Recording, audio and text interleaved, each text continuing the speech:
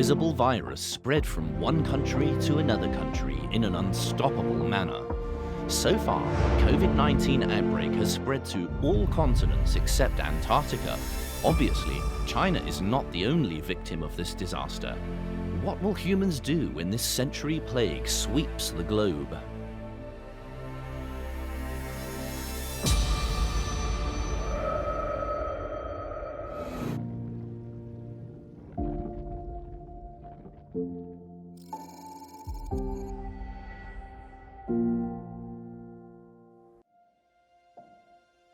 Facing the virus, the common enemy of humans, somebody chose to complain, hate, and ignore everything, while others chose to fight together.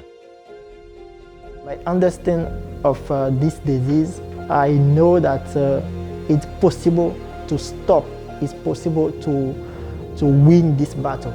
Because I'm in front line, I see the news, I know that they are fake news, but I do not take care of that. I'm Dr. Lighton Han.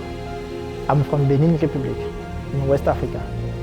My responsibility was to to do the screening of the patient, to take the temperature of some coming patient, to register the case, the new case, or those who are on suspicion of the disease. What made me really deep impression about my colleague was most of them didn't see their family for nearly 1 month. It's really touching. Their doctor, their son, their mother, all are in their house. After that, when you see the medical personnel with the protective cloth, after 10 hours, more than 10 hours before getting out, you will see from the start with the facial mark all in their face. It's really touching. With the sweat, all these things, it's really touching. Chinese doctors give their life to save China. Virus doesn't know any country, doesn't know any races, doesn't know color. We have many viruses who appear in Europe, in Africa, and then this time it appears here. We don't have to give a country name to a virus. We have to be united as one to fight this virus. In 2014, it's true that Africa has a huge infectious disease called Ebola. And China was the first country who came to help Africa in that battle.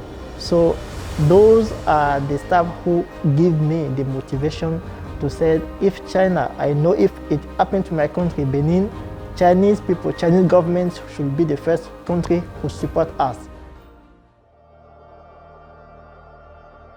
At present, the death toll caused by COVID-19 has exceeded the death toll from SARS and Ebola, and its infectivity is far more than most viruses known to humans. COVID-19 brings not only death to humans, but also complaining, panic, and forcibly restricts human economic activities. This is Neil Bush. I'm the chairman of the George Herbert Walker Bush Foundation for U.S.-China Relations. There are just so many stories that have impressed me about China's development.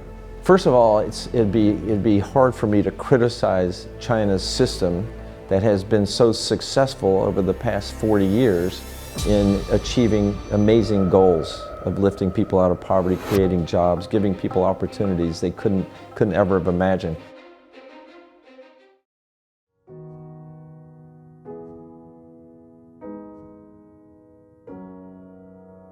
Your country has done so much to keep the virus in China and to keep people from China catching the virus at the expense of your economy.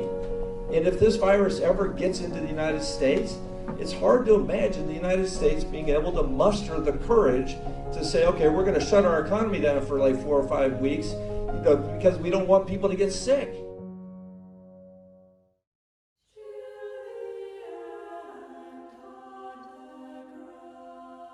The attack of an unknown virus outbreak in the science fiction Black Spring, written by the Japanese novelist Muniki Yamada, reads that if there is such a virus in the world, even if there are many dangers, even if it is only a futile struggle, I think humans will do their best to resist.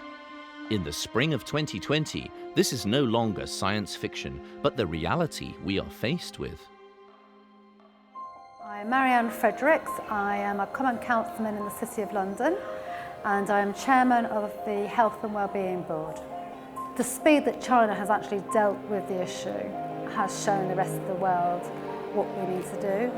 So we have seen with other countries that have seen a number of cases, they have taken the learnings from China and employed them. So the sooner we contain the virus, the less it will spread.